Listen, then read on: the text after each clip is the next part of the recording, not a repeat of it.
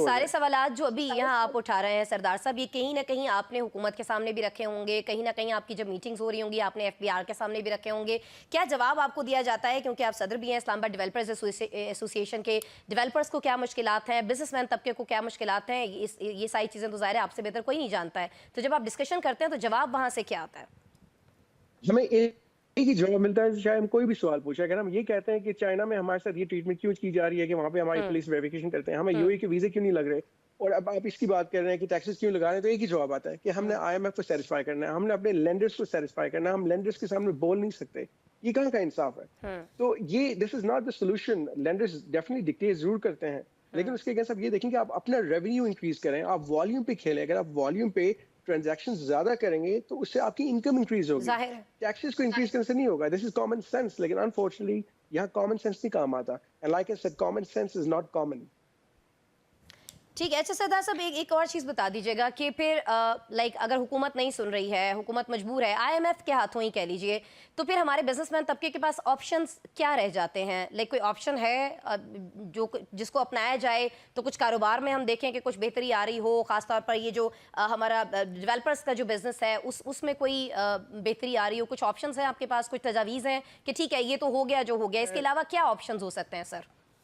चंद साल पहले ही construction package announce किया गया था, लोअर इंटरेस्ट रेट ऑफर किए गए थे, मॉर्गेजेस ऑफर किए गए थे लोगों को, और आपने देखा था कि ह्यूज अमाउंट ऑफ पैसा पाकिस्तान की रियल एस्टेट में लग गया था और लोग लगा रहे थे। उसकी वजह यह है कि पाकिस्तान की एक्सपोनेंशियल ग्रोथ है आबादी की। 250 मिलियन के अगेंस्ट आज मैं आपको गारंटी डिमांड बता रहा हूँ कि 14 से 15 मिलियन घरों की रिक्वायरमेंट मौजूद है। हम जितनी भी बना रहे हैं, जितनी भी डेवलपमेंट कर रहे हैं, वो कम है, मजीद जरूरत है, लेकिन हम नहीं बना पाएंगे, ना हम सेल कर पाएंगे, क्योंकि इस रेट पे कोई खरीद नहीं सकता, अफोर्ड नहीं कर सकता।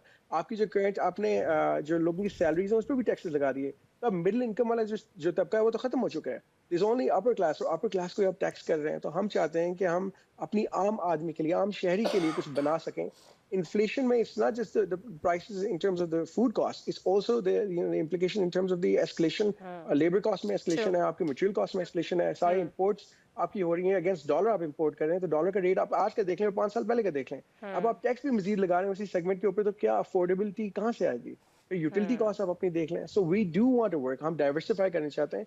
आई understand the government's point of view कि डेफिनेटली सिर्फ पैसा रियल एस्टेट में लगाएं, लेकिन आज इन हालात में क्या हम इंडस्ट्री लगा सकते हैं? जो आजकल टैरिफ्स हैं, उन टैरिफ्स में हम सस्टेन कर सकते हैं क्या? ग्लोबल मार्केट्स में हम कम्पीट कर सकते हैं?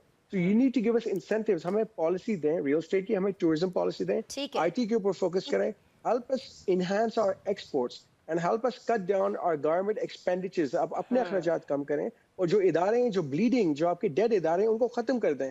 जो आप अननेसेसरी सैलरीज इन इदारों में जाया कर रहे हैं वो खत्म करें, ताकि हम डिस्पैरिटी को खत्म करके बड़ी अच्छी और मौसर तजावीज़ सरदार साहब आपने रखी हैं। आई विश इन पर कहीं ना कहीं अमल दरामद भी हो रहा हो, तो फिर ये सारे मसाइल जो है खत्म हो सकते हैं। बहरहाल बहुत शुक्रिया सरदार यासिर इलियास साहब, आप हमारे साथ मौजूद थे, आपने वक्त निकाला।